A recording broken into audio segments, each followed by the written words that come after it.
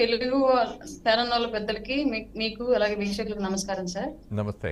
తెలుగు వాళ్ళ ఖ్యాతి దశ దిశలా వ్యాపించింది అనిపించేలాగా ఈ రోజు అక్కడ సమావేశాలు చూస్తే నిజంగానే 5 ఏళ్లుగా పడినటువంటి అన్ని ఇబ్బందుల్ని మర్చిపోయి మీకు అసెంబ్లీలో సీట్ లేదు, మీ గుర్తుకు అసలు గుర్తింపే లేదు అని ఇట్లాంటి ఎన్నో అవమానాలు పడిన తర్వాత మీ అధ్యక్షుడు ఎక్కడ ఒక చోట కూడా గెలవలేదని చెప్పేసి అసెంబ్లీ గేటు కూడా తాకనివ్వరు అని చెప్పేసి ఇట్లాంటి మాటలు ఎన్నో పడిన తర్వాత 5 ఏళ్ల తర్వాత ఇవాళ ఆ సందర్భం చూస్తుంటే మా నాయకుడు వెళ్ళి పార్లమెంట్ లో అలాగే చంద్రబాబు నాయుడు గారు వెళ్ళి మోడీ గారి పక్కన కూర్చొని ఒక గొప్ప స్థాయిలో గౌరవ మర్యాదలు పొందుతూ దేశ రాజకీయాలను కూడా ప్రభావితం చేసే విధంగా అంత ఉన్నతమైన స్థానాన్ని వాళ్ళు పొంది మా అందరికి కనిపిస్తూ ఉంటే మా కష్టం అంతా మర్చిపోయి రాబోయే భవిష్యత్తును ఊహించుకుంటూ చాలా సంతోషంగా ఉన్నాం. అలాగే దాడుల విషయానికి గనక వస్తే క్లియర్ గా ఇప్పుడు ఏం చేసినా సరే సహజంగా ఈ రోజు వైసీపీ ఓటమికి వన్ ఆఫ్ ద కారణం వాలంటీర్ వ్యవస్థ చేసినటువంటి దాష్టికాలు. అలాగే స్థానికంగా ఉన్నటువంటి నాయకులు ఈ పిల్ల బైరెడ్డి సిద్ధార్థ రెడ్డి లాంటి వాళ్ళు మీడియాలో ఇచ్చి జైలుకి పోయిస్తే జ్ఞానం వస్తుంది, దేశ నాయకులం అవుతాము, పెద్ద పండితులు అవుతాం అలాంటి ఇట్లాంటి ఎలివేషన్లు అన్ని వేసి మా అన్న పులి సింహం అని ఇట్లాంటి ఎలివేషన్లు అన్ని వేసి రాష్ట్ర ప్రజల్లో అలాగే వాళ్ళని అభిమానించేటువంటి కార్యకర్తలు ఒక రకమైనటువంటి ద్వేష భావజాలాన్ని ఆవేశపూరితమైన భావజాలాన్ని నింపారు వైసీపీ వాళ్ళు. వాలంటీర్లు చేసినటువంటి అతి చేష్టలు కూడా ఇవాళ జగన్ ఓటమికి ఒక కారణం. వాలంటీర్లు అతనికి సైన్యం అవుతారు అనుకున్నాడు కానీ వాలంటీర్లు అతనికి కాలకేయులు అయ్యారు, అతన్ని కాల రాశారు. ఈ రోజు ప్రతి వాలంటీరు స్థానికంగా వాళ్ళ 50 ఇళ్ల మీద ఎంత పెత్తనం చేసాడు, ఎంత అజమాయిషీ చేశాడు, ఊళ్ళో అసలు ఇంకా అతనే నాయకుడు, అతనికే ఓట్లేసి ప్రజలు ప్రజాప్రతినిధిగా ఎన్నుకున్నట్లుగా వ్యవహరించారు. ఈ అన్ని కూడా ఈ రోజు జగన్మోహన్ రెడ్డి యొక్క ఓటమికి కారణం అయ్యాయి.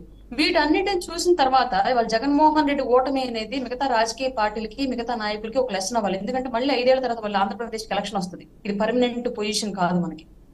ఎలా అయితే జగన్మోహన్ రెడ్డి గతంలో విర్రవీగాడో ఇప్పుడు మనం అలా విర్రవీగితే డెఫినెట్ గా మళ్ళీ ఇంకొకసారి ఇవాళ భర్తకు తెలియకుండా భార్య కూటమి కోటేసింది, తండ్రికి తెలియకుండా కొడుకు కూటమి కోటేశాడు, అన్నకి తెలియకుండా చెల్లి కూటమి కోటేసింది. ఒకరికొకరు చెప్పుకోవాలి, భయపడ్డారు జగన్మోహన్ రెడ్డి చేసినటువంటి వ్యవహార శైలి వల్ల. 50 ఏళ్లకి వాలంటీర్ని వాచ్ డాగ్ లాగా పెట్టేటప్పటికి ఎవరి నోట్లో నుంచి ఏ మాట కూటమి గురించి పాజిటివ్ గా వచ్చిందో అది మళ్ళీ జగనన్న ఉన్నాడు అన్నాను కదా, జగనన్న చెవుకి ఎక్కడ వెళ్ళిద్దో అని చెప్పేసి ప్రతి సామాన్య ఓటరు రాష్ట్రంలో బిక్కుమంటూ వాక్ స్వాతంత్రాన్ని కోల్పోయి కుటుంబ సభ్యులతో కూడా రాజకీయాల గురించి ప్రస్తావించకుండా భయంగా బ్రతికాడు. కాబట్టి ఒకరికి తెలియకుండా ఒకళ్ళు ఓటేసి వాళ్ళ కూటమికి మేము కూడా ఊహించినంత స్థాయిలో భారీ మెజారిటీని అందించారు. మళ్ళీ 5 ఏళ్ల తర్వాత ఎలక్షన్ వచ్చింది కాబట్టి ఈ రోజు ఆగ్రహావేశాలకు లోనయ్యి నాయకుల ప్రమేయం లేకుండా ఇష్టారీతిగా మన క్షణిక ఆనందాన్ని పొందుదాము, ఆవేశాన్ని చల్లార్చుకుందాం అన్నట్లుగా కనుక దాడులకు దిగితే అది ఎవరైనా సరే ఖచ్చితంగా 5 ఏళ్ల తర్వాత మళ్ళీ మనకి ఈ సిచ్యువేషన్ వచ్చిద్దేమో అన్న విషయం మాత్రం ఎవరు మర్చిపోకూడదు కూడా 100%. వాళ్ళ శిలాఫలకాలు అవన్నీ ధ్వంసం చేస్తున్నారంటే నాయకులకు ఎలాంటి సంబంధం లేదు, పార్టీలో కూడా సంబంధం లేదు. కేవలం స్థానికంగా ఉన్నటువంటి కార్యకర్తలు గతంలో వైసీపీ కార్యకర్తలు చేసినటువంటి దాష్టికాల ద్వారా దాడుల ద్వారా ఫ్రస్ట్రేషన్ కు గురై ఉన్నారు. కాబట్టి తిరిగి ఇప్పుడు ఆ ఫ్రస్ట్రేషన్ ఆ రోజు చేసావు కదా ఇవాళ నేను చేసి చూపిస్తాను చూడని చెప్పేసి చేస్తున్నారు. దాని ఎఫెక్ట్ ఎవరికి పడిద్ది? 5 ఏళ్లుగా తిట్లు భరించింది చంద్రబాబు నాయుడు గారు, పవన్ కళ్యాణ్ గారు. 5 ఏళ్లుగా కష్టపడింది, ఇబ్బందులు పడింది, కేసులు పెట్టించుకుంది, వృత్తి ఇబ్బంది పడింది, అన్ని రకాలుగా ఇబ్బంది పడింది చంద్రబాబు నాయుడు గారు, పవన్ కళ్యాణ్ గారు. ఇవాళ నువ్వు చేసేటువంటి ఈ దాష్టికాల వల్ల చెడ్డ మాట పడేది కూడా పవన్ కళ్యాణ్ గారు, చంద్రబాబు నాయుడు గారు. ప్రతి కార్యకర్త ఏ పార్టీ నుంచి అయినా సరే ఈ విషయాలు గుర్తించుకోవాలి. ఇందులో మళ్ళీ గుంటనక్క తెలివితేటలు ఇంకా చింత చచ్చిన కులుపు చావలేదు అన్నట్లుగా వైసీపీ అండ్ సంబంధిత మీడియా ఛానల్స్ వార్తాపత్రికలు రాస్తున్న వార్తలు ఎలా ఉంటాయంటే, మొన్న ఒక అభ్యర్థి వాళ్ళ కార్యకర్త అండి, ఇది భరత్ సంథింగ్ ఏదో పేరు, బెట్టింగ్ కాశాడు. బెట్టింగ్ కాసి జగన్ గెలుస్తాడని బెట్టింగ్ కాసి జగన్ ఓడిపోయేటప్పటికి ఆ డబ్బులు తిరిగి అతని దగ్గర కట్టలేక ఆత్మహత్య చేసుకొని చనిపోతే వీళ్ళ సాక్షి దినపత్రికలో రాసింది, వీళ్ళ సోషల్ మీడియా హ్యాండిల్ చేసింది. టీడీపీ వాళ్ళ యొక్క బెదిరింపులకి దాష్టికాలకి తట్టుకోలేక ఆత్మహత్య చేసుకున్నటువంటి వైసీపీ సోషల్ మీడియా కార్యకర్త అని చెప్పేసి వేశారు న్యూస్. నేను ఆ ఊరు అడ్రస్ ఎంక్వైరీ చేసుకుని అక్కడ ఉన్న లోకల్ పీపుల్ కి, అంటే ఈ పార్టీకి సంబంధం లేకుండా కమ్యూనిటీ బేస్డ్ గా నేను ఎంక్వైరీ చేసి జరిగిన విషయం ఏంటంటే అతను బెట్టింగ్లు కాసి డబ్బులు ఇవ్వలేక చచ్చిపోయాడు. ఈ విషయం బయటకు చెప్పకుండా వీళ్ళు ప్రచారం చేస్తున్నారు. ఒక న్యూట్రల్ పీపుల్ ఏం ఆలోచిస్తాడు, మేబీ మేము ఒక జనసేన కార్యకర్తలకు టీడీపీ కార్యకర్తలకు మాలో ఆవేశం ఉంటుంది, అప్పుడు మమ్మల్ని చేయలేదా ఏంటి, ఇప్పుడు మేము చేస్తే తప్పేంటి అన్న కాన్సెప్ట్ మాకుండొచ్చు. కానీ మాకు ఈ రోజు అధికారం అందించినటువంటి సామాన్య ఓటర్ ఏం ఆలోచిస్తాడంటే అప్పుడు వాళ్ళు చేశారు వీళ్ళు ఏదో చేస్తారని చెప్పేసి వీళ్ళు రావడం మొదలు పెట్టారు అన్న ఆలోచన ఆటోమేటిక్ గా సామాన్య ఓటర్లు వెళ్తుంది. అంటే ఆరంభంలోనే ఆదిలోనే హంసపాదు లాగా స్టార్టింగ్ లోనే మా మీద నెగిటివ్ పడే అవకాశం అయితే ఉంది డెఫినెట్ గా. ఇది కార్యకర్తల తప్పిదం మాత్రమే తప్ప పార్టీలు నాయకుల యొక్క తప్పిదం ఎట్టి పరిస్థితుల్లోనూ కాదు.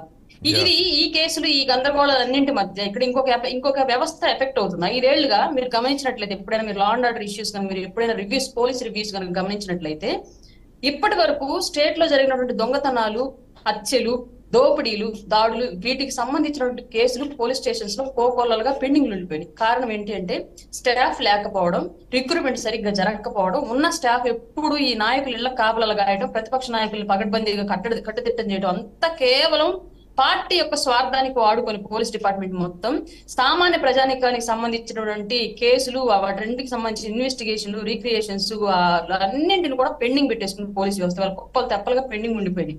ఈ రోజు మళ్ళీ మనం కూడా ఇట్లాంటి సిచ్యువేషన్ ని క్రియేట్ చేస్తే వ్యవస్థలు వాళ్ళ పని వాళ్ళు ఎప్పుడు చెయ్యాలి? మళ్ళీ ఇప్పుడు మన ఇళ్ల కాపులాలు ఇవాళ అదే వల్లభనేని వంశీ ఇంటికి ఎవరు పోయినట్టున్నారు కార్యకర్తలు. అక్కడున్న 10 మంది ఈ రోజు స్టేషన్ లో ఉంటూ వాళ్ళు ఇంకో పెండింగ్ కేసుల మీద వర్క్ చేసుకుని ఉండేవాళ్ళు.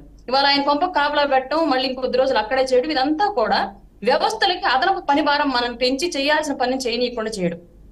ఇట్లాంటివన్నీ కూడా ఆటోమేటిక్ గా అల్టిమేట్ గా వచ్చే రిజల్ట్ ఏంటి అంటే వాళ్ళకి వీళ్ళకి పెద్ద తేడా ఏం లేదు, వాళ్ళు చేశారని చెప్పేసి మనం పక్కకి దింపేసి వీళ్ళు కూడా చేస్తున్నారు. ఈ సామాన్యులు ఎట్లా వెళ్ళిద్ది అంటే దారిని వెళ్తా ఉంటే పిచ్చి కుక్క మన మీద వచ్చి మీద పడి కరిసింది, తిరిగి మనం కూడా కరిసాం, కుక్కకి మనకి తేడా లేదు, అట్లా అయిపోయింది అనమాట. అందుకని ప్రతి కార్యకర్త కూడా ఆగ్రహావేశాలను ఆపుకొని సమన్వయం పాటించి నాయకులకి చెడ్డ పేరు రాకుండా ఇప్పుడు శిలాఫలకాలైనా చిరాగ్గానే ఉన్నాయి, ఏదైనా సరే ఔషధం అయినా సరే శృతి మించితే విషయమైందన్న విషయం మనందరికీ తెలుసు. జగన్మోహన్ రెడ్డి గారి యొక్క 5 ఏళ్ల పరిపాలనలో పబ్లిసిటీ అనేది పీక్స్ కి వెళ్ళిపోయింది. సామాన్యుడికి కూడా చిరాకు వచ్చే స్థాయిలో ఆ 3 రంగులు, ఆ బొమ్మలు, ఆ జగనన్న జగనన్న అనే కాన్సెప్ట్ ఈ చిర్రెత్తిచ్చింది. ఆ విషయం మనందరికీ తెలుసు. దాన్ని సింగిల్ జీవోతో గవర్నమెంట్ వాటన్నిటిని క్లియర్ చేసి ప్రభుత్వం ముద్రను మళ్ళీ తీసుకొచ్చుకోగలదు. దానికి మనం ఎందుకు పగలగొట్టాలి? మనం ఎందుకు దాని దాడులు అని చెప్పేసి ఈరోజు చెప్పుకునేలాగా తెచ్చుకోవాలి? దాన్ని ఎందుకు ప్రతిపక్ష పార్టీ కూడా కాదులే, ఆపోజిట్ పార్టీ యొక్క పేపర్లో, న్యూస్ ఛానల్స్ లో న్యూస్ గా క్రియేట్ చేసే అవకాశం మనం ఎందుకు ఇవ్వాలి? మన మీద మనమే ఎందుకు బురద చల్లించుకోవాలి? వీటన్నింటినీ ఒకసారి సామాన్యుడు ఆలోచించుకుంటే మళ్ళీ ఇట్లాంటి పరిస్థితులు రిపీట్ అవ్వనేది నా ఉద్దేశం. పర్ఫెక్ట్.